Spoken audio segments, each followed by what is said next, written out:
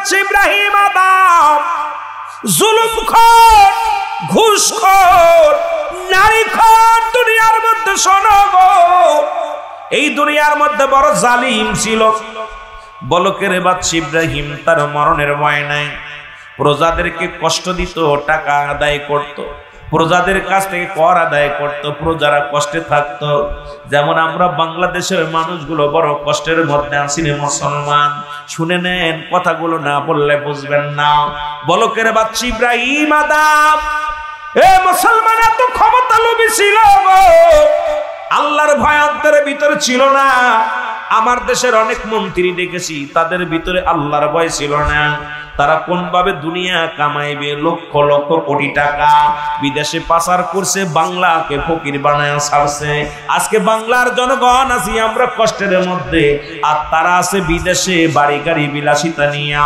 এই তো হলো আমার জিন্দেগি, এই হলো মুসলমান অবস্থা। জোরে বলেন ঠিক কিনা? কথাগুলো না বললে নাই। এ মুসলমান, ইব্রাহিম আদম আল্লাহ রাব্বুল আলামিন তাকে একটা সখী সাথী নারী দিয়েছিল গো, আল্লাহ ওয়ালা একটা বিবি আল্লাহ তারে দিয়েছিল। ইব্রাহিম আদমের বিবি ডাক দেখো, স্বামী আপনি মানুষের কষ্ট দেন, প্রজাদেরকে কষ্ট দেন, একবার কি আপনার মরণের চিন্তা হয় না? একবার কি আপনার মরণের কথা অন্তরে ভয় যায় কি? আপনার মরণের টেনশন হয় না? এই বালাখানা থাকবে না, অন্ধকার কবর হবে একমাত্র ঠিকানা। স্বামী ডাক দেখায়, বিবি রে আমার দুনিয়ায় মরণের ভয় করে না, একটা মিনিট আমার মরণের ভয় করে না। ইব্রাহিম আদমের বিবি চলে যায় মানুষের কাছে, ইমাম সাহেবের কাছে। ইমাম সাহেবকে ডাক দেখ, ইমাম সাহেব হুজুর আমার স্বামী কেমন একটা তদবির দেন যা দ্বারা মরণের ভয় আসে, এমন একটা আমল দেন যা দ্বারা মরণের ভয় আসে। ইমাম সাহেব আইসা কয়, হুজুর এ বলকের বাচ্চা ইব্রাহিম আদম আপনার এই বাড়ি গাড়ি কি হবে, দুনিয়ার সম্পদ দৌলত কি হবে, একবার আপনি মরণের চিন্তা করেন। ইব্রাহিম আদম কয়, ও আল্লাহর বন্ধু শোনো, ও ইমাম সাহেব হুজুর আমার মরণের ভয় করে না, আজকে এমন একটা ওষুধ দাও, এমন একটা আমল দাও যা দ্বারা আমার মরণের ভয় আসে। ইব্রাহিম আদমকে মরণের ওষুধ দিলেন। ইমাম সাহেব হুজুর কয়, আপনি প্রতিদিন আপনি মরণের কথা চিন্তা করবেন, রাত্রেবেলা ঘুমানোর আগে একবার 500 বার বসে বসে চিন্তা করবেন মরণ হবে, মরে যেতে হবে। আরবার সকালবেলা উইঠা মরণের চিন্তা করবেন, দেখবেন দুনিয়ার আর সুদ খাবেন না, দুনিয়ার প্রজাদেরকে কষ্ট দিবেন না, দুনিয়ার মধ্যে দুনিয়া ছেড়ে আল্লাহমুখী হয়ে যাবেন। ইব্রাহিম আদম এই আমল পাইয়া গেলে আমল দিলেন ইমাম সাহেব হুজুর। এর ইমাম সাহেব হুজুরের আমল পাইয়া উনি একটা শব্দ দিয়ে তাসবিহ বানাইয়া রাত্রেবেলা 500 বার পরে মউত মউত মউত মউত, সকালবেলা 500 বার পরে মউত মউত। কিন্তু পরিবর্তন হয় না, মাস চলে যায়, বছর চলে যায়, পরিবর্তন হয় না। বিবি ডাক দে কয়, স্বামী আপনার তো মৌতের চিন্তা হয় না, মরণের চিন্তা হয় না, এখন আপনাকে একবার কি চিন্তা করা যায় না এই দুনিয়া ছেড়ে চলে যেতে হবে, কবরের জিন্দেগিতে শুইতে হবে, ওই কবরই হবে একমাত্র আপনার ঠিকানা। ডাক দে কয়, বিবি রে আমি তো প্রতিদিন 500 বার মউত মউতের চিন্তা করি, তারপরও কেন মরণের চিন্তা হয় না? ও মুসলমান শুনে নাও। এবার বিবি গেলেন হুজুরের কাছে, আবার ডাক দে কয়, ইমাম সাহেব হুজুর কি আপনি কি আমল দিলেন আর কি তদবির দিলেন? আমার স্বামীর তো পরিবর্তন হয় না, শুধু সারে নাই, গুজু সারে নাই, এখন তো দুনিয়া নিয়ে ব্যস্ত, মরণের চিন্তা করে না। ইমাম সাহেব হুজুর আইসা কয়, হুজুর আপনি কি মরণের চিন্তা আপনার ভিতরে নয়? ইব্রাহিম আদম কয়, ও ইমাম সাহেব শোনো, আমি রাত্রেবেলা 500 বার পড়ি মউত মউত মউত মউত, আবার সকালবেলা 500 বার বলি মউত মউত, এখন মরণের ভয় আসে না। ইমাম সাহেব হুজুর আমি বুঝতে পেরেছি আপনারা দুনিয়া ধরে ফেলেছে, এই দুনিয়ার রাজমহল ধরে ফেলেছে, আমি একটু আপনার কাছে জানতে চাই, ওই চেয়ারটা একটু দেখতে চাই, চেয়ারটার দোষ না আপনার কপালের দোষ? দেখি ওই চেয়ারের মধ্যে বসলে খালি শুধু আল্লাহরে বইলা যান, রাসূলকে বইলা যান, দুনিয়ার কামাইয়ের জন্য ব্যস্ত হয়ে হয়ে যান। আপনার কাছে বলতে চাই, আপনি যদি আমাকে 3টা দিন সময় দিতেন, এই চেয়ারের মধ্যে বসবো। এই বসা পর শুধু পরীক্ষা করব আপনার কপালের দোষ না কি চেয়ারের দোষ। এই চেয়ারটাই খারাপ, যে বসতে চায় উঠতে চায় না। কথা বুঝলাম? এটা যে কি অবস্থা। ইব্রাহিম আদমের উজিরি ডাক দে কয়, হুজুর অসম্ভব, আপনি ভুল করবেন না গো হুজুর, মানুষ বিশ্বাস করা যাবে না, ও যদি চেয়ারে বসে আর উঠবে না, ও হবে প্রধানমন্ত্রী। কারণ এই রাজ দরবারের চেয়ার খানা, যিনি বসবেন তিনি হলো প্রধানমন্ত্রী, আপনি হবেন প্রজা, উনি হবে প্রধানমন্ত্রী। খবরদার খবরদার, হুজুরে বিশ্বাস করা যাবে না। এর চেয়ারের যে কি দোষ তার প্রমাণ ফখরুদ্দিন দেখায় গেছে বাংলাদেশে। 3 মাসের সরকার নিয়ে প্রধানমন্ত্রী মুসলমান শোন, বাংলাদেশের সফল মন্ত্রী ও মুসলমান শোন, মাননীয় 2 জন মন্ত্রী মুসলমান, বাংলাদেশের সরকার মুসলমান, বেগম খালেদা জিয়া এবং মুসলমান শেখ হাসিনা, 2 জনকে আদালতে পাঠাইলো, বন্দী করলো। ওরে ফখরুদ্দিন 3 মাসের কথা বইলা 2 বছর চলে যায়, গদি ছাড়ে না। জোরে জোরে বলেন ঠিক কিনা? এরে এখন বাংলাদেশের মানুষ চিন্তা করে, তত্ত্বাবধায়ক সরকার যদি দেয়া হয়, আবার ওই চেয়ারে বসলে আর দিবে না। আবার একদল বসে গেছে রে বাবা, 3 মাসের কথা কইয়া দিছে 18 মাস সময় বান্দিয়া। ওরে 18 মাস পরে নির্বাচন হবে কি হবে না বলতে পারি না, কারণ এই চেয়ারটা এমনই খারাপ রে বাবা, এই চেয়ারের মধ্যে বসলে কেউ উঠতে চায় না। কথা কি আছে না? 3 মাসের তত্ত্বাবধায়ক সরকারে নিয়ে গেছে 2 বছর, 2 মহিলারা জেলে হামদাইছে। এখন হাসিনা কয় তত্ত্বাবধায়ক সরকার চলবে না, দিলেই ওইরা বসে যাবে। খালেদা কয় মানবো না। জোরে কোন ঠিক কিনা? জনগণ আমরা আর পারছি না। জোরে বলেন ঠিক কিনা? জনগণ আমরা আর পারছি না, বিপদে আছে। কোথায় যাব?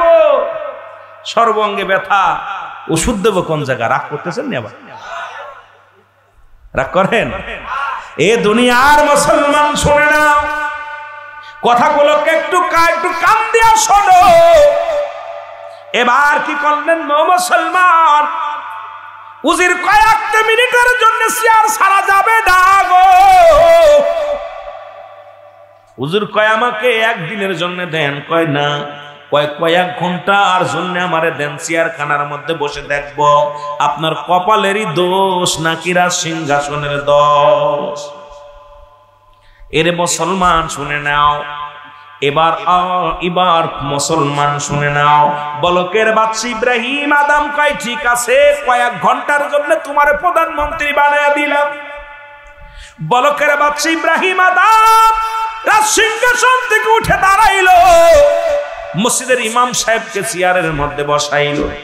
চেয়ারের মধ্যে বসেই ডাক দেখো, প্রজারা শোনা আমি কে? কয় আপনি ইমাম সাহেব।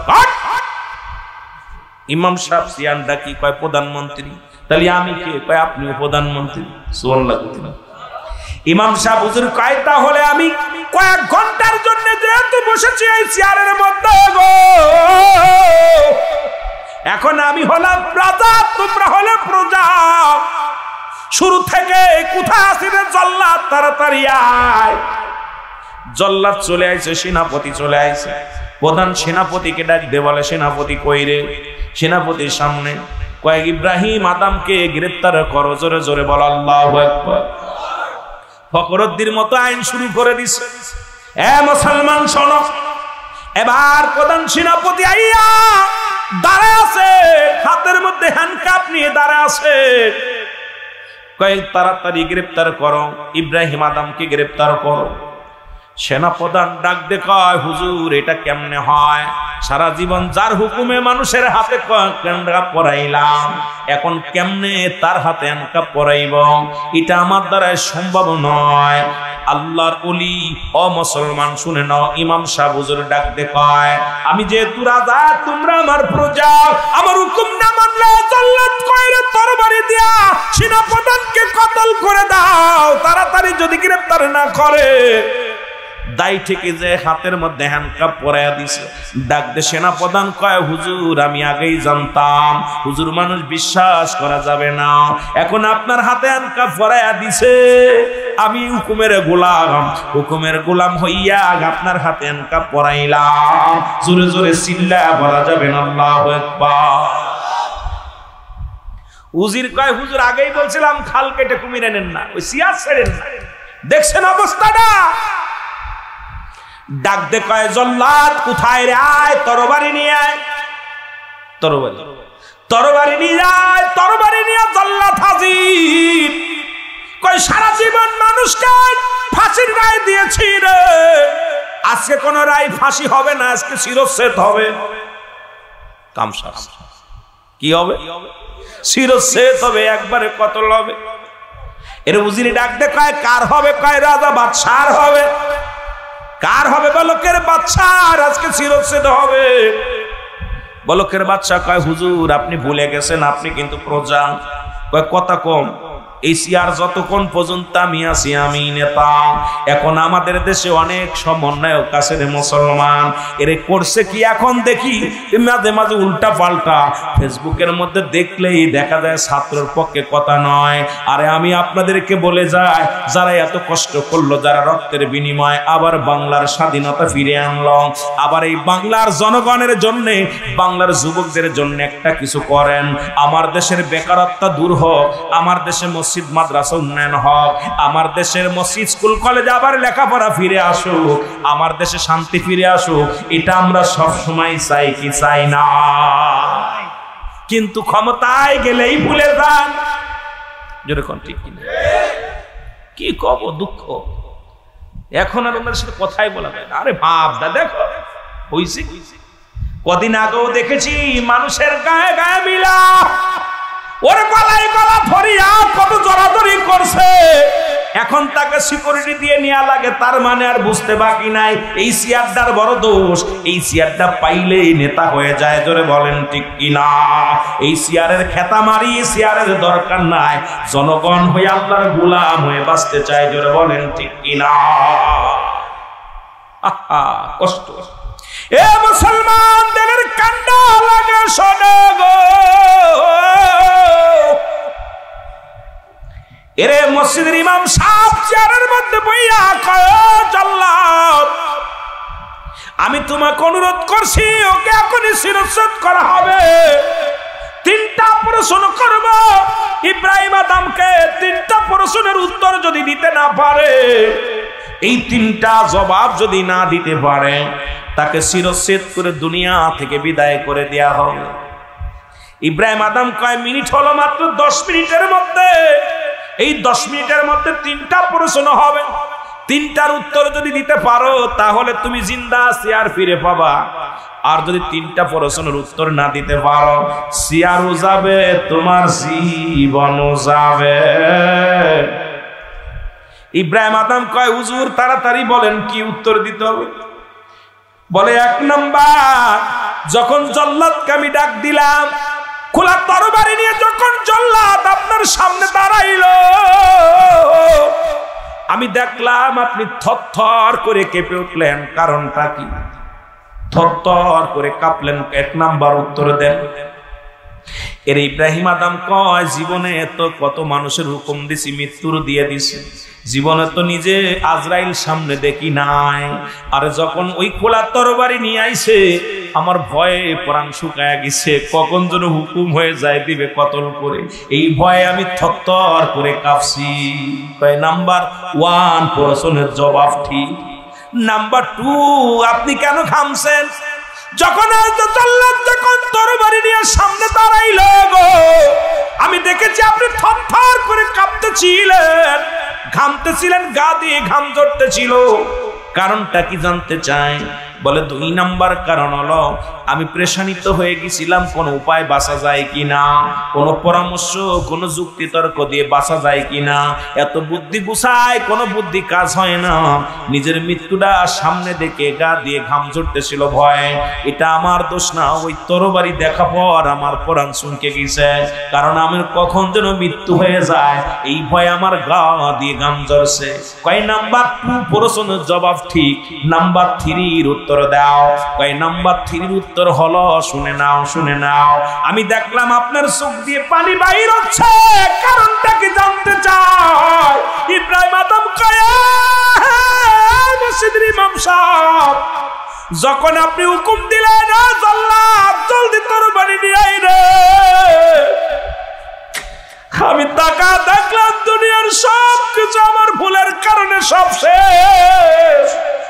আরে নিজের পায়ে নিজে কুড়াল মারলাম, ওই ভুলের কথাটা মনে আইসা গেছে। এতদিন যা করেছি সব ভুল করেছি, এই ভয়ে আমার কান্না এসে গেছে কি করেছি রে, এই জন্য চোখ দিয়ে বাইরে গেছে, পানি বাইরে গেছে। এই যা ডাক দে মৌলভী ইমাম সাহেব কয় 3 নাম্বার প্রশ্নের জবাব উঠি। এই নাও গদি নাও, যেহেতু 3টা প্রশ্নের জবাব তুমি দিয়া দিছ, এই নাও রাজ সিংহাসন ফিরিয়ে দিলাম। কারণ সারা জীবন তুমি মৌতের চিন্তা করছো, কোনদিন তোমার মরণের ভয়ে তোমার চোখ দিয়ে পানি বাইর হয় নাই। সারা জীবন তুমি মরণের চিন্তা করছো, একদিন তোমার অন্তর কাঁদে নাই, একদিন তোমার গা দিয়ে ঘাম ঝরে নাই, একদিন তোমার অন্তর কাঁদে নাই। আজকে মিনিটের মধ্যেই তোমার মরণের ভয় ভিতরে ঢুকছে। এই নাও সিংহাসন। এখন বুঝতে বাকি নাই তোমার কপালের দোষ, এই রাজ সিংহাসনের দোষ। ইব্রাহিম আদম কয় আল্লাহর ও ইমাম সাহেব হুজুর শোনেন, আমি আর জীবন ওই গদির মধ্যে বসবো না, যে গদির মধ্যে বসলে আল্লাহকে ভুলে যায়, যে গদির মধ্যে বসলে আমি মরণের কথা ভুইলা যাই, যে সিংহাসনে বসলে আমি প্রজাদেরকে কষ্ট দিয়ে আমি আর রাজ সিংহাসনে বসবো না। ইব্রাহিম আদম নিজের রাজত্ব ছেড়ে দিয়া জঙ্গলে বানাইলেন বসত বাড়ি যাইয়া। কয় আমি আর রাজ সিংহাসনে বসতে চাই না, যেহেতু এই রাজ সিংহাসন কবরে নিয়ে যেতে পারবো না, এই রাজ সিংহাসন আমার কবরের সাথী হবে না, আমার কবরের বাতি হবে না, আমি রাজ সিংহাসন আর চাই না। আজকে আমার দেশের এই বাংলাদেশের নেতাদের একই অবস্থা। কত নেতা কয় খেলা হবে, নেতা কয় এটা হবে, নেতা কয় এটা হবে। আজকে কোথায় জনগণের কষ্ট দিয়া জনগণের উপরে রাজ চালাইয়া শান্তি পাইতে চেয়েছিলে, শান্তি হবে না। আমার আল্লাহ যখন শুরু করবে রে, কোন নেতার অস্তিত্ব থাকবে না। আমি এখনো বলে যাই সব নেতামি ছেড়ে দিয়া আমরা মওলার গোলাম হয়ে যাই, দুনিয়া আখিরাত দুইটাই শান্তি পাবো, শান্তি ফিরে আসবে। জোরে জোরে বলেন ঠিক কিনা? আজ না হয় কাল আপনার মরণ হবে, কাল না হয় পশু হবে, পশু না হয় তসু হবে। মরণের পেয়ালা পান করতে হবে। নাম্বার 1 হলো মানুষের মরণ। আর এই মরণের কথা বলতে যায় আল্লামা মুফতি আমজাদ আলী সাহেব একটা কিতাব লিখলেন, কিতাবের নাম বাহারে শরিয়াত। এই কিতাবের মধ্যে লিখতে যা বললেন, দুনিয়ার মানুষ শোনো, মানুষের মৃত্যু যখন হয় 70টা তাজা উঠে গায়ের চামড়া জবাই না করিয়া উল্টো দিকে টান দিয়া লবণ আর মরিচ লাগায় দিলে যতটুকু যন্ত্রণা হয়, এর চাইতে 70 গুণ যন্ত্রণা হলো একটা সাধারণ মৃত্যু। এখন আমরা যারা মরণকালে পায়খানা করে দিই, মরণের সময় প্রস্রাব করে দিই, মরণের সময় জিহ্বাটা বাইর হয়ে যায়, কত মানুষের জানাজা পড়াইলাম, কত মানুষের গোসল করাইলাম, কত মানুষের দাপন করাইলাম। ওই গোসল করার সময় যা দেখেছি ওই মানুষটা পায়খানা করে দিছে, গোসল করাতে যা দেখেছি মানুষটা প্রস্রাব করে দিছে, গোসল করাতে যা দেখেছি চোখ দুটি বড় বড় হয়ে গেছে, ওই মানুষটাকে কাফন পরাতে যা দেখে জিহ্বা বড় হয়ে গেছে। তাদের মৃত্যুটা কত কঠিন হয় একবার বোঝা উচিত।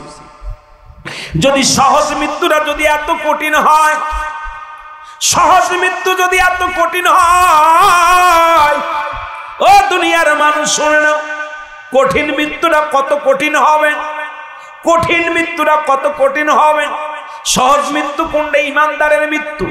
মৃত্যুকালে যেমন আটা গুলাইয়া খামির বানাইয়া, এই খামিরের মধ্যে যদি একটা চুল পড়ে, চুলটা যদি টানতে বাইর করলে যেমন খামিরে টের পায় না, ইমানদারের মৃত্যুটা হয় এমনি।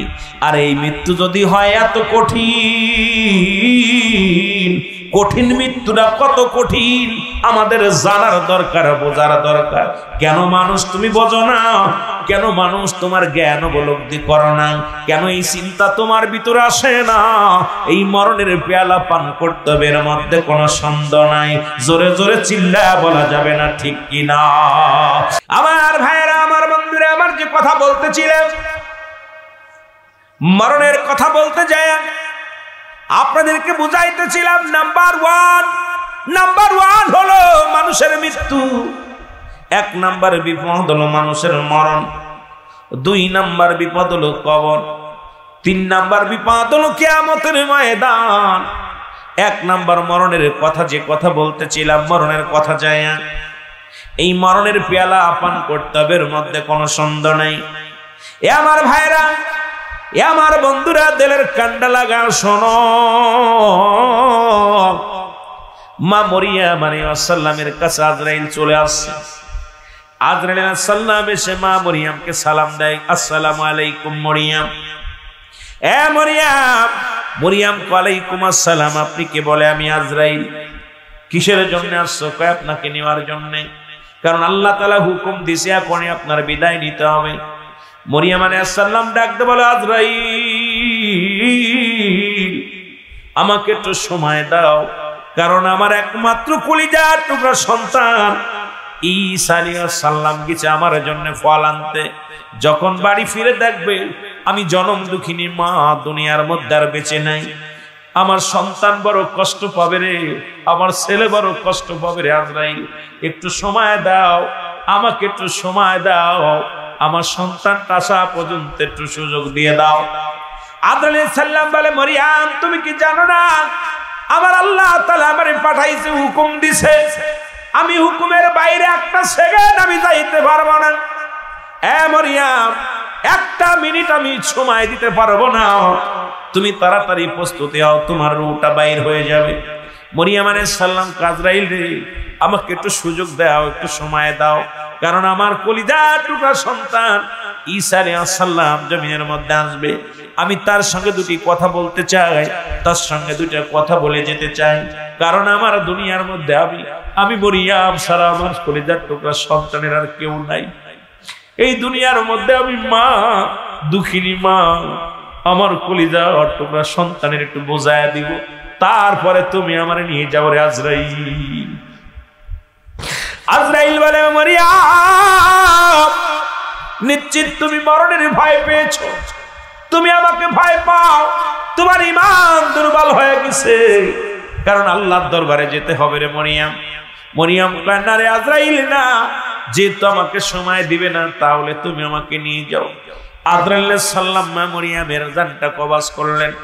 ঈসা আলাইহিস সালাম ফিরে আসলেন, বাড়ি এসে দেখে জনম দুঃখিনী পড়ে আছে ঘরের মধ্যে। ঈসা নবী চিন্তা করে, মা ঘুমাইছে, মাকে ডিস্টার্ব করা যাবে না, মাকে ডাকা যাবে না। আবার চিন্তা করে, আমি যখন বাড়ি আসলে আমার মা আমার পায়ের শব্দ শুনে মা আমাকে ডাকতে বলতো, বাবা তুমি আইসনি। দুঃখিনী মা সন্তানের সঙ্গে কত ভালোবাসা, বিবিরে ডেকে উঠানো লাগে, মারে ডেকে উঠানো লাগে না। যখন বাড়িতে যাবেন বিবিরে ডাকতে বলবেন, ও বিবি দরজা খোলো। সন্তানের ডাক দেওয়া লাগে, বিবিরে ডাক দেওয়া লাগে। যাদের আব্বা মা দুনিয়ার মধ্যে জিন্দা আছে, ডাক দেওয়া লাগে না, বাড়িতে গেলেই বলে বাজান আইছে, ও বৌমা দরজা খুলে দাও, মনির মা দরজা খুলে দাও, আমার অমুক আইছে, আমার তমুক আইছে। কারণ সন্তান যখন বাড়ির বাইরে থাকে, মা বাবার চোখে ঘুম থাকে না। জোরে বলেন ঠিক কিনা? আমার ভাইয়েরা, আমার বন্ধুরা, আমার যে কথাগুলো বলতেছি খেয়াল করবেন। ঈসা আলাইহিস সালাম এসে ডাকতে বলে, মা, মারে, মা জনমের ঘুম ঘুমায় গেছে। ঈসা নবী চিৎকার মেরে বলে, আল্লাহ, তুমি আমার মারে নিয়ে গেলা, আমি কি নিয়ে বাঁচবো? মা দুনিয়ার মধ্যে নাই, জনম দুঃখিনী মারে হারাইলাম। কে সান্ত্বনা দিবে, কে আমারে বুঝ দিবে, কে ভালোবাসবে? আল্লাহ তুমি আমার মারে নিয়ে গেলা। ঈসা আলাইহিস সালাম বসে বসে কাঁদতে লাগলেন। হঠাৎ মনে পড়ে গেল আমার মার রূহটা কেমনে বাইর করেছে, একটু জানতে হবে। মা তো ছিল ইমানদার। দেখি আজরাইল আমার মায়ের সঙ্গে কি ব্যবহার করছে একটু জানার দরকার। ঈসা আলাইহিস সালাম ডাকতে বলেন, আমার মালিক,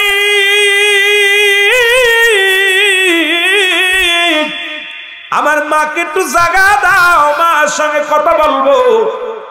মা জননীর ঘুম ভেঙে গেল। ডাক দেওয়ার সঙ্গে সঙ্গে মাকে আল্লাহ জিন্দা বানায় দিলেন। ঈসা নবী মরাডারে জিন্দা বানাইতে পারতেন, সেই ক্ষমতা আল্লাহ তারে দিয়েছিলেন, সেই মজা আল্লাহ তারে দান করেছিলেন। মাকে জিন্দা বানাইলেন। মা ডাকতে বলে, বাবা ঈসা তুমি আইছো? কই মা আমি আইছি। ফল দেখি হাতের মধ্যে, বলে বাবা ফল দাও খাবো। কই মা দুনিয়ার ফল আর তোমার কপালে নাই। মা গো তুমি দুনিয়ার মধ্যে আর জিন্দা নাই, মা গো তুমি হয়ে গেছো মুর্দা। সুতরাং তোমাকে জাগাইছি, তোমাকে আমি জিন্দা বানাইছি শুধু জানার জন্য গো মা, তোমার রূহটা কেমনে বাইর হয়েছে, তোমার মৃত্যুটা কত কষ্ট হয়েছে জানার জন্য। ঈসা নবীরে ডাক দিয়ে ঈসার মা বলে, বাবা ও বাবা আমার গায়ের যন্ত্রণা যায় নাই। আজরাইল মনে হয় আমার সঙ্গে ভালো ব্যবহার করে নাই, আমার সমস্ত গায়ের মধ্যে জ্বালা পোড়া, গায়ের মধ্যে বড় যন্ত্রণা। মনে হলো আমার নিজের গায়ের মধ্যে কে যেন মরিচ মরিচ বা আমার মুসলমান মরিচ লবণ লাগায় দিছে, বড় যন্ত্রণা করে, জ্বালা পোড়া করে। এত কষ্ট দিয়ে আজরাইল আমার রূহটা নিচে আমি সহ্য করতে পারি নাই। আমার আল্লাহ ডাকতে বলে, আজরাইল তাড়াতাড়ি যাও, আমার নবী ঈসার কাছে যাও, তারে জানে আসো তার মা রূহটা কেমনে তুমি বাইর করেছো। জিবরিল আমিন ধরে আসছে, আসিয়া বলে, হুজুর আসসালামু আলাইকুম। ওয়ালাইকুম আসসালাম। বলে, আজরাইল রে আগে বলো আমার মা রূহটা তুমি কেমনে বাইর করেছো।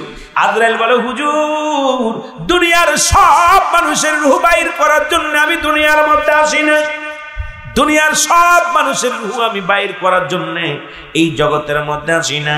একমাত্র ঈমানদার আল্লাহওয়ালা জান্নাতীদের রূহটা বাইর করার জন্য আমি দুনিয়ার মধ্যে আগমন করি। আমি এত বড় দানব, এই পৃথিবীর মধ্যে আমার থাকে পাঁচ, মানে থাকে মাথা। দুনিয়ার সব পানি, জমিনের সব পানি যদি আমার মাথায় ঢেলে দেওয়া হয়, একটু পানি গড়ে পড়বে না জমিনের মধ্যে। আমি এত বড় দানব, একমাত্র ঈমানদারের রূহটা বাইর করার জন্য আমি জমিনের মধ্যে আসি। এই আল্লাহর নবী শুনেন গো, আপনার মায়ের রূহটা বাইর করেছি।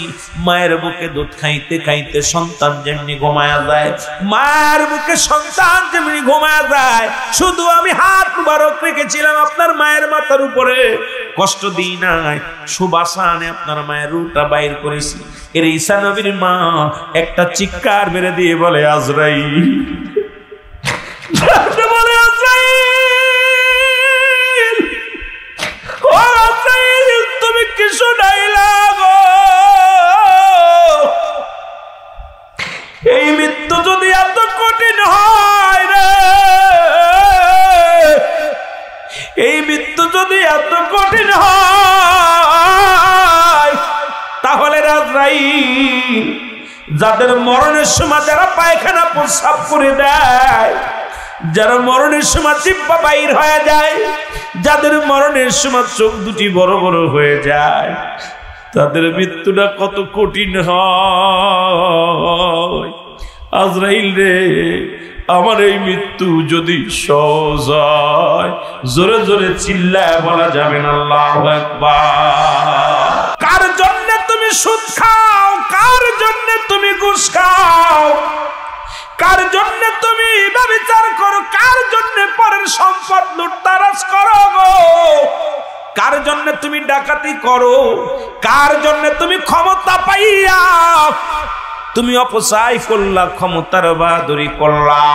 এই দুনিয়ার সম্পদ খাবে লোকে, তোমার দেহ খাবে পোকে, তোমার বডি খাবে পোকে, তোমার সম্পদ খাবে লোকে।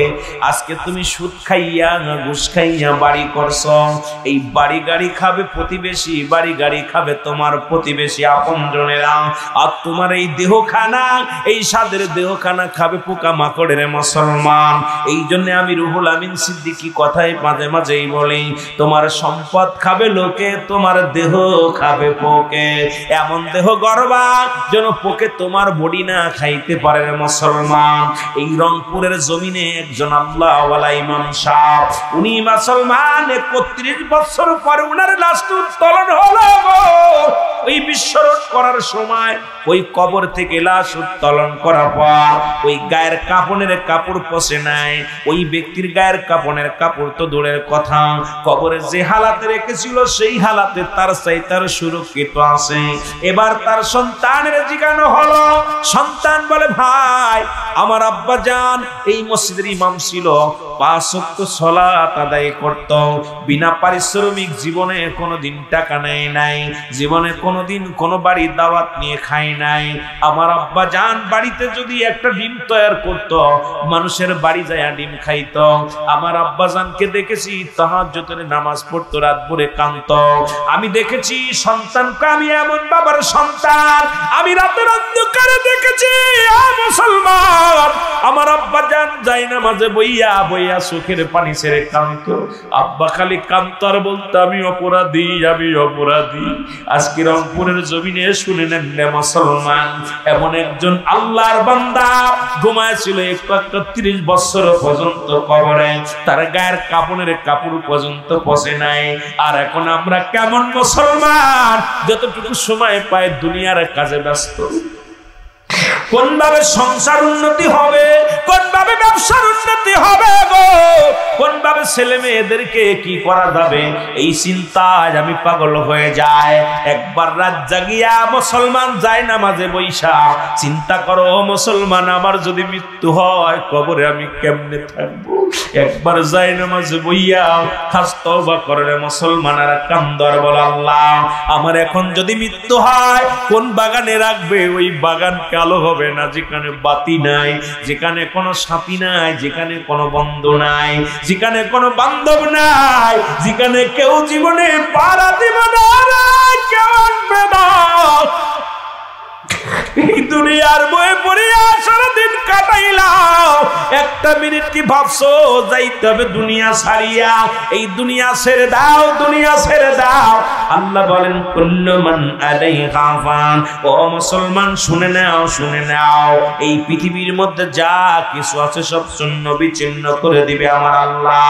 আল্লাহ কয়, বান্দা এই পৃথিবীর মধ্যে যা কিছু আছে আমি আল্লাহ সব শূন্য বিচ্ছিন্ন করে দিব গো। কুল্লু মান আলাইহা ফান, সব শেষ করে দিবে কে? আল্লাহ কয়, বান্দা এই পৃথিবীর মধ্যে জমিনটা আমি রাখবো না, এই জমিনের মধ্যে যত মাটি আছে সমস্ত মাটিগুলো আমি পুড়া তামা বানায়া দিব। এই জমিনের মধ্যে যত পানি আছে সমস্ত পানিগুলো আমি আল্লাহ পুড়ায়া ছাই বানায়া দিব। এই মাটি পুড়ে হয়ে যাবে তামা, এই জমিনের পানিগুলো পুড়ে হবে ছাই। পৃথিবীর 3 ভাগ পানি, 1 ভাগ মাটি, এই মাটিগুলো পুড়ে হবে সাপ, মাটিগুলো পুড়ে হবে তামা, পানিগুলো পুড়ে হবে ছাই। যেদিন কিচ্ছু বলতে কিচ্ছু থাকবে না, সেদিন থাকবে আমার আল্লাহ। ও মুসলমান, এই জন্য গোলামি করব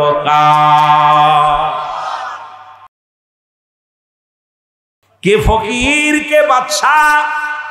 পৃথিবীর ইতিহাসে শুনে নাও মুসলমান, বাদশা মারা গেল 3.5 হাত কবর, ফকির মারা গেল 3.5 হাত কবর। তোমার আমার কবর হলো ওই মাটির কবর। কত টাকা আলারে শুয়াইলা কবরের মধ্যে, কত বাড়িওয়ালারে শোয়া দিলা কবরের মধ্যে, কত ধনীরে শোয়া দিলা কবরে।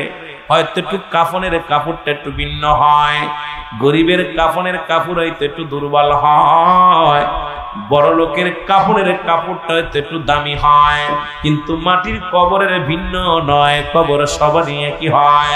তোমারও 3.5 হাত, আমারও 3.5 হাত। এত ফালাফালি কিসের? এত আমাদের মধ্যে বিদাভেদ কিসের? এই জন্য বাদশা সেকেন্দার ডাক দে কয়, ও প্রজা, সেকেন্দার ডাক দে উজির, আমি বাদশা সেকেন্দার মৃত্যুর সময় বলে যায়, আমি যেদিন মারা যাব কাপনের কাপড়ের মধ্যে মুড়াইবা, মুড়াই আমার হাত দুখানা বাইরে শীত করে রাখবা। উজির কয়, হুজুর এটা কি করলেন, এটা কি শোনাইলেন? কারণ এই দুনিয়ার মানুষগুলো বলবে আপনি বড় লোভী, আপনি বড় দুনিয়ার মধ্যে প্রজাদের কাছে কর আদায় করতেন, এখন মরণের পর হাত পেতে কর চাচ্ছেন, খাজনা চান। এর বাদশা সেকেন্দার বলে, উজির এটা প্রমাণ করে দাও, আমার প্রজাদেরকে প্রমাণ করে দাও গো। আমি বাদশার টাকার অভাব ছিল না, বাড়ির অভাব ছিল না, নারীর অভাব ছিল না, আমি শূন্য হাতে এসেছিলাম, শূন্যতে বিদায়। এত বড় বালাখানা নিতে পারলাম না, এত বড় বাড়ি আমি নিতে পারলাম না। কত মন্ত্রী, কত উজির, কত প্রজা আমার পিছে পিছে ঘুরত, আমি যে রাস্তা দিয়ে যাইতাম একটা পিপিলিকা পর্যন্ত রাখতাম না, পরিষ্কার করে দিতাম। আজকে তো যাবার সময় দেখলাম সোনাতে বিদায়, একটু সোনা দেবে না, টাকা দিবে না, বালাখানা দিবে না। আমার মতো কেউ যেন ভুল না করে। বাদশা সেকেন্দার ডাক দেখা, উজির রে, আমার প্রজাদেরকে বলে দাও আমি যে ভুলটা করেছি ভুল যেন কেউ না করে, সবাই যেন খোদার গোলামি করে বিদায় নেয়, সবাই যেন আল্লাহর গোলামি করে বিদায় নেয়, সবাই যেন এই দুনিয়ার জিন্দেগি ছেড়ে দিয়া আল্লাহর বন্দেগি করে যেন দুনিয়া থেকে বিদায় নিতে পারে। এই জন্য বলে বাদশাহ ফকির হ্যায় সবকো একই ঠিকানা। এত বড় বাদশাহ, সে বলতেছে আমি যে ভুল করেছি এই ভুল যেন আমার প্রজারা না করে। কারণ এই টাকা পয়সা ধন দৌলত যদি নিয়ে না যেতে পারি করে লাভ কি? কথা বোঝেন নাই? দেখ না ফরিদ করিল দান, অমূল্য চক্ষুরত, আর ইব্রাহিম সারিয়া দিল মহামূল্য সিংহাসন। একটু জোরে বলেন, ইব্রাহিম সারিয়া দিল মহামূল্য। আল্লাহকে পাতে সহজ না। ইব্রাহিম আদম বালকের বাদশা ছিল। ও মুসলমান, আমি মৃত্যুর কথা বলতে যাইয়া অনেক দিকে ঘুরতেছি, অনেক দিকে আলোচনা নিয়ে যায়। মৃত্যুর কোনো আপটুর আলোচনা হয় না। মৃত্যুর বিষয় মৃত্যু হবে, এটাই সর্বোচ্চ সত্য কথা। এটা অস্বীকার করার মতো পেঁচ গোছ দেওয়ার কোনো পথ নাই। মৃত্যু হবে, হয় সর্দি হয়ে, নাই ঠান্ডা লেগে, নাই স্ট্রোক করে, নাই পেট ব্যথা, নাই গ্যাস, নাই মুসলমান এই তো প্যারালাইসিস, নাই ক্যান্সার, নাই জন্ডিস। কারণ এর মধ্যে কোনো সন্দেহ নাই। এই জন্য মরণের কোনো আপলোড ওয়াজ হয় না। মরণ হবে এর মধ্যে কোনো সন্দেহ নাই। জোরে জোরে চিল্লায়া বলেন যারা ঠিক কিনা। এটাই চিরন্তর সত্য যে মরতে এক না একটা সুরত দইরে, একটা সুরত দইরে আজরাইল নিয়ে যাইব। জোরে বলেন ঠিক কিনা। ওয়াজের নামে একটা রং তামাশা। মাশাআল্লাহ, আমি সন্ধ্যা থেকে এটা আমার মানুষকে পামে আগেই বলছি, পাম দেওয়ার জন্য না। আমার দুই ভাই ওয়াজ করছে, ইমাম সাহেব হুজুর ভাই, একটা রং কথা এই পর্যন্ত আমি এই 2-3-2.5 ঘন্টা আসছি আপনাদের মধ্যে। এত ভালো লাগছে যে কোরআন হাদিস থেকে সুন্দরভাবে কথাগুলো গুছিয়ে বলার জন্য চেষ্টা করতেছে। কিন্তু আমার দেশের বক্তাগুলো 1 লাখ টাকা, 80,000, 90,000 টাকা দিতেছে।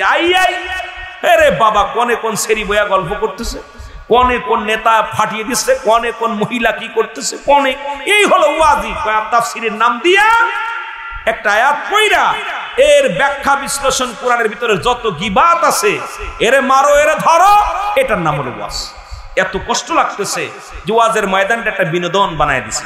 আর ওয়াজের ময়দানে আবার বসেন বসেন বৈশা যান, মানে এক একজন এক এক রকম কথা, জিকিরের নামে ফালাফালি, মানে এমন কথা আল্লাহ চাইতে এমন ভাবে বলতে রাসূল বড়, রাসূলের চাইতে উনি বড়, এমন একটা ভাব মানে দেখাইতেছে। আর যা শুরু হয়েছে, ইহা দ্বারা ঈমান নিয়ে কবরে যাব আমার বিশ্বাস হয় না বাবা। বিশ্বাস হয়? 3 প্রকার আলেম কিয়ামতের ময়দানে জাহান্নামে যাবে, এরা জান্নাত পাবে না। 3 প্রকার আলেম লিখে নেন। নাম্বার 1, যে ব্যক্তি ইলম অর্জন করছে অন্যকে ঘায়েল করার জন্য, যে ব্যক্তি ইলম অর্জন করছে শুধু অন্যকে পাকড়াও করার জন্য, মানে বিজয় হওয়ার জন্য, কাকে ধরা যাবে কাকে মানে ঠাসা দিয়ে যাবে। আমাদের অসংখ্য আলেম আছে শুধু ওয়াজের ময়দানে এসেই খালি ভুল ধরতেছে, এর ভুল ওর ভুল, ওর ভুল ধরা নিয়ে ব্যস্ত আছে, এই সমস্ত আলেমগুলো। নাম্বার 2, যে ব্যক্তি দুনিয়ার মধ্যে জাস খেতি নিজের নাম, আমিরুল আমিন সিদ্দিকী আমার চাইতে বড় বক্তা নাই, আমি বড় আলেম, আমার মতো পণ্ডিত আর কেউ নাই।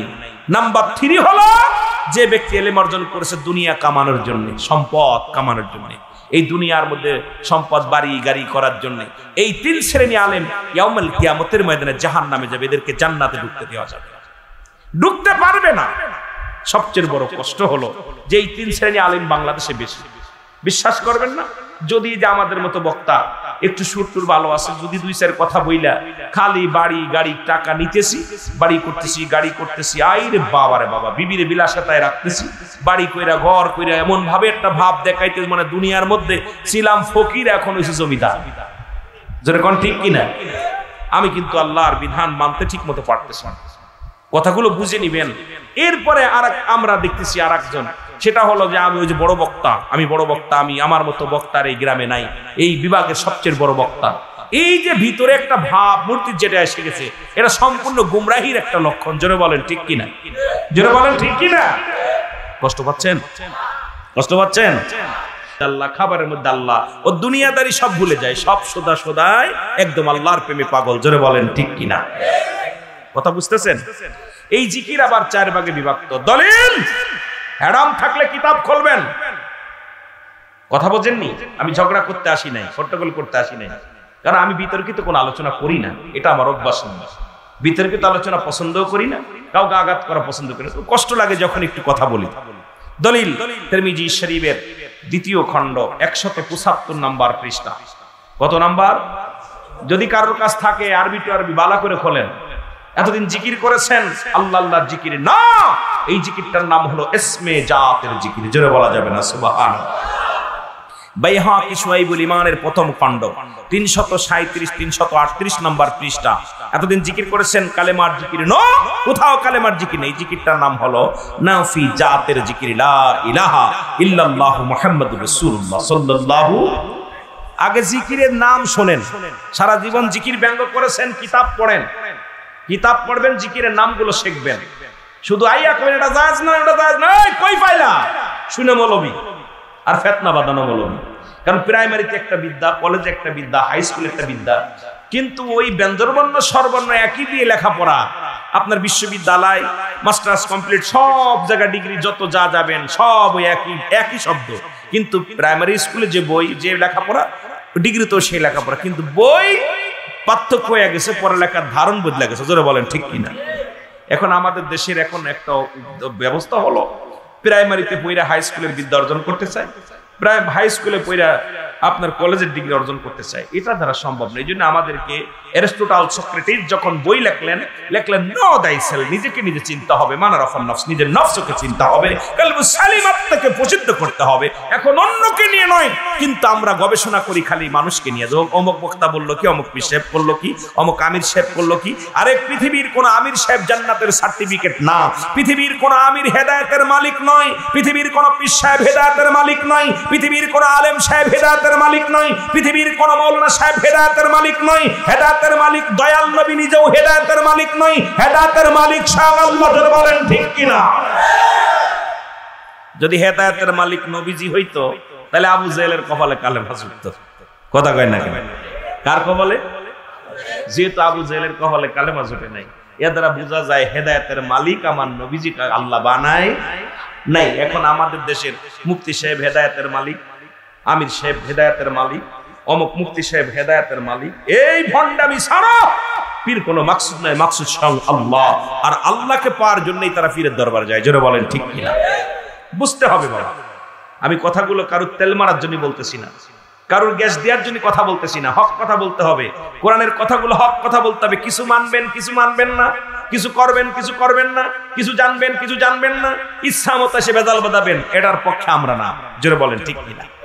যেটা বলতেছিলাম, নাম্বার 3 একদিন জিকির করেছেন কানজুল মানের প্রথম খণ্ড 214 নাম্বার পৃষ্ঠা। নাম্বার পৃষ্ঠা গণবেন, দলিল গণবেন, না পাইলে আমার ওফেন ধরবেন, দইরা বাইতে থবেন, ভয় নেই যে বন্ডামি করতে আইছো, আমি ধোঁকা দিতে আসি নাই বাবা। এই তো দিন জিকির করেছেন তাওবার জিকির, নো, এই জিকিরটার নাম হলো কুওয়াতের জিকির, লা হাওলা ওয়ালা কুওয়াতা ইল্লা বিল্লাহ। জোরে বলা যাবে না সুবহান। ইবনে মাজার মধ্যে ৪৪ নাম্বার জিকির, সুবহানাল্লাহ আলহামদুলিল্লাহ লা ইলাহা ইল্লাল্লাহ। আলহামদুলিল্লাহ বলেন না, আলহামদুলিল্লাহ বলেন। এই যে জিকির, এখন আপনি বলতে পারেন হুজুর জিকিরটা করলাম, কিন্তু আপনি যে এই যে মাথা না চাইলাম, এটা আবার কোন আল্লাহ আল্লাহ বললেন, এটা তো যায় না। মৌলানা সাহেব শোনেন, পৃথিবীর সবচাইতে বড় মাথা ঝুঁকায় মসজিদের ইমাম শাহ, আলেম শাহ, মানে যিনি হাফেজ শাহ। যেহেতু আজকের তৃতীয় বক্তা উনিও হাফেজ মানুষ, উনি হাফেজ সাহেব, সবচেয়ে হাফেজ সাহেব করতে বিসমিল্লাহির রহমানির রহিম ইন্নাল্লাযীনা ক্বালু আল্লাহু সুম্মা ইসতাকামু তাতানাজ্জালুল মালাইকাতুল্লাহ। ওরে ঢুলা ঢুলছে রে, ওরে জিগাইবে রে, তুই কোরআন পড়ে ঝুলিস কে? আমি ঢুলি না, আল্লাহ ঢুলায়। জোরে বলেন ঠিক কিনা? কয় ভাই রে, এ ভালো করে শুনেন, এই সমস্ত ভণ্ডামি ছাড়েন, দুনিয়ার মধ্যে ফিতনাবাজ ছাড়েন। ইসলাম ফিতনাবাজকে পছন্দ করে না। জোরে বলেন ঠিক কিনা? যখন আপনি ওই জিকির করলেন, সবচেয়ে কোরআনের হাফেজ সাহেব বেশি ঢুলতেছে, কারি সাহেব বেশি ঢুলতেছে, কারণ এই কোরআনের ভিতরে এমন একটা জাদু আছে, আহা মধু আছে, এটা পান করলে শুধু প্রেম ভিতরে ঢুকে যায়। জোরে বলেন ঠিক কিনা? ভিতরে প্রেম ঢুকে যায়। জোরে বলেন ঠিক কিনা? এমনি ভিতরে দেখবেন এইভাবে আস্তে আস্তে আল্লাহ আল্লাহ আল্লাহ আল্লাহ। আহা, এবার বলবেন হুজুর এটাও মানলাম, কিন্তু আপনারা যে এই যে একটু আগে জিকির করলেন, গজল গাইলেন, গজল গা জায়েজ না থাকলে একটা গজল গাবো না। রাসূলের দরবারে রাসূল 2টা মসজিদে মেম্বারে কি করতেন? খুতবা দিতেন। আমার বাবারা, আমার নবীজি, একটা নবীজির 2জন সাহাবী ছিল যারা সদা সর্বদা নবীকে নাচ শোনাতেন, গজল শোনাতেন, কবিতা আবৃত্তি করে শোনাতেন। আহসান বিন সাবিত, এই 2 সাহাবী রাসূলকে সদা সর্বদা নাচ শোনাতেন, কবিতা আবৃত্তি করে শোনাইতেন। আর আমরা এই যে একটু আগে তালে তালে আল্লাহর কিছু শান, আপনি যখন জিকির করলেন, কিছু ছন্দ আকারে কিছু কথা বললাম, এর তালে তালে আল্লাহর জিকির করলেন। দুনিয়ার কোনো মানুষের জিকির না। আজকে জিকির কলবের ভিতরে না থাকার কারণে মরমরে পাথর হয়ে গেছে কলব। জোরে বলেন ঠিক কিনা? এই অন্তরের ভিতরে এখন সুদ, ঘুষ, জিনা, ব্যভিচার, দুনিয়া এমন ভাবে ধরেছে, নবীজি বলছে বাল্লাহু খিলাফ, এই দুনিয়াটা পচা দুর্গন্ধ মরি। মানুষের চরিত্র হলো কুকুরের চরিত্র। কুকুর যেমন পৃথিবীর মধ্যে মরি পাইলে খুশি হয়, পৃথিবীর সবচাইতে হিংসু প্রাণী হলো কুকুর। হিংসুটে প্রাণী, যত প্রাণী আছে এর মতো হিংসুটে প্রাণী আর পৃথিবীতে কেউ নাই। এই জন্য নবীজি বলছে বাল্লাহু খিলাফ, এই দুনিয়াটা হলো পচা দুর্গন্ধ মরি। মানুষের চরিত্র হলো কুকুরের চরিত্র। কুকুর যেমন মরি পাইলে, দেখেন একটা গরু যদি আজকে আপনাদের এই এলাকার মধ্যে মারা যেত, আর এই একটা কুকুর যদি খবর পেত যে একটা মরি পড়ছে, ও দেখবেন যে ভাগ ধরলেও আর কাউকে দিবে না। বলেন দি, ও কি অত বড় মরি খাইতে পারবে? কথা বলেন পারবে? কিন্তু ও কাউকে ভাগ দিবে না। কিন্তু কাক যদি খবর পায়, কাক, ছোট্ট কাক যদি খবর পায় যে একটা মরা গরু পাইছে, ও কা কা করে উল্লাহ ফরাজ যত কাক আছে সব খবর জানবে। কেউ চোখ খাবে, কেউ লেজ খাবে, কেউ পেট খাবে, কেউ বুড়ি খাবে। চক্ষু লজ্জা আছে, পেট ভরে খাবে না, আর একজনের সহযোগিতা করবে খাওয়ার জন্য। আজকে মুসলিম জাতি কে কোন দল করে, কে কোন পীরের মুরিদ দেখার বিষয় না। সব যদি ওই কাকের মতো সংগঠিত যদি মুসলমান হতো, সারা পৃথিবীর মধ্যে ইসলামের পতাকা পথ করে উঠতো। জোরে বলেন ঠিক কিনা? আমার কথা বোঝেন? কথা বোঝেন? আজকে আমাদের ভিতরে ঐক্য নাই, কারণ ওই কাকের মতো সংগঠিত হওয়ার দরকার। আজকে কে কোন দল, কে কোন? আমরা কোরআন মানি, আমরা হাদিস মানি, আমার নবী এক, আমার আল্লাহ এক। আপনি নামাজ পড়েন, আমিও পড়ি। আপনি শরীয়ত মানেন, আমিও মানি। আপনিও হারাম মানেন, কারণ মাদারুজুন নবুওয়াতের প্রথম খণ্ডের মধ্যে বয়ান করেছে শরীয়তকে যদি পৃথিবীর মধ্যে হালালকে কোনো ব্যক্তি হারাম বলে সে কাফের, আবার কোনো ব্যক্তি হালালকে হারাম বলে সেও কাফের। সুতরাং কোনো ব্যক্তি হারামকে হালাল বলে দেখতেন নাই।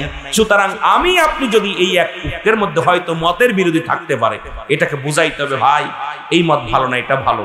কিন্তু আপনি আজকে আমার সমাজ, আমার জাতি, আমাদের মতো কিছু আলেমদের কারণে বিভ্রান্তি করে, আলেমদের কারণে আজকে গোটা জাতিকে বিভ্রান্তির মধ্যে ফেলে দিছি। কারণ আমি এসে বলতেছি এ ফেলে চলো, উনি এসে বলতেছেন ও ফেলে চলো, তুমি এসে বলতেছো ও ফেলে চলো, উনি বলতেছে এ ফেলে চলো। আমাদের দেশে যে আমাদের বললাম দ্বিতীয় বক্তার নাম পীর বলছে, এখানে পীর সাহেব পীরজাদা বলছে। এখন আরেক বক্তা আমাদের দেশে নাম করে এক বক্তা বলছে কোরআন শরীফ তুলো ধুনা ধুনলাম কোথাও আমরা, এক তাফসীর কারক বাংলাদেশের বলতেছে কোথাও পীর পালাম না। পাবি কেমনে? কোরআন কি ফার্সি ভাষায় লেখা? পীর তো ফার্সি ভাষা। বুঝতে হবে আমাকে আগে যে পীর লেখছে, পীর শব্দের অর্থ কি? পীর হলো ফার্সি ভাষা, আরবিতে বলে মুর্শিদ, ইংলিশে বলে গার্জিয়ান, বাংলায় বলে অভিভাবক। এই জ্ঞান যার নাই সে কিসের তাফসীর করে? জোরে বলেন ঠিক কিনা? এই জ্ঞান যার মধ্যে নাই। আমি কিন্তু আজকে আপনাদের এই কথাগুলো শুধু বোঝানোর জন্য আপনারা রাগ করতেছেন। আমি কিন্তু অনেক ওয়াজ করে ফেলেছি। আমার আগের বক্তা সুন্দর আলোচনা করেছেন। আমি আগেই বলছি আমি এত বড় বক্তা না, ওনার ছেলের উপযুক্ত, আমি নাতির উপযুক্ত। এই কথাগুলো আমার বড় কষ্ট লাগে, এই জন্য কিছু কথা বলি প্রায় মাহফিলে যে আমি বাস্তববাদী বক্তা। কারণ আমি যখন যা বলবো, কে আমার পরে কষ্ট পেলে কিচ্ছু যায় আসে না। সত্য কথা সত্য বলবো, রাতকে রাত বলবো, দিনকে দিন বলবো। তাতে প্রোগ্রাম হলে হবে, না হলে না হবে, প্রয়োজন নাই। রিজিকের মালিক কে? আল্লাহ ফয়সালা করে রাখছে, কোথায় খাবো, কোথায় ঘুমাইবো, কোথায় যাব, সব ফয়সালা করে রাখছে কে? আল্লাহ।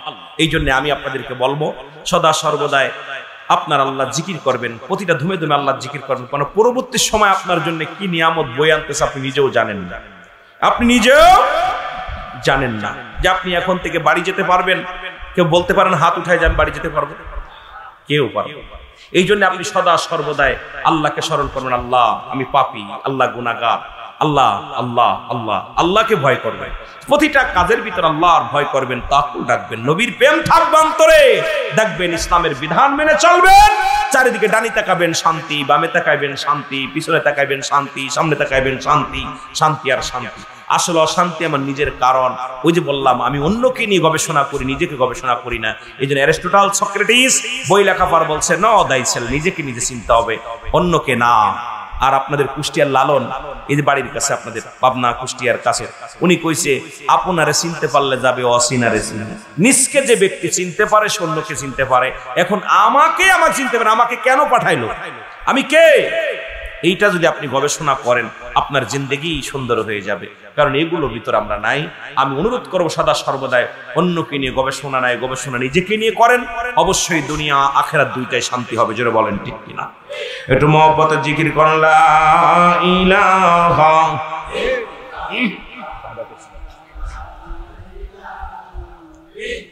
আরো জোরে বলেন লা ইলাহা। এ দুনিয়ার মুসলমান,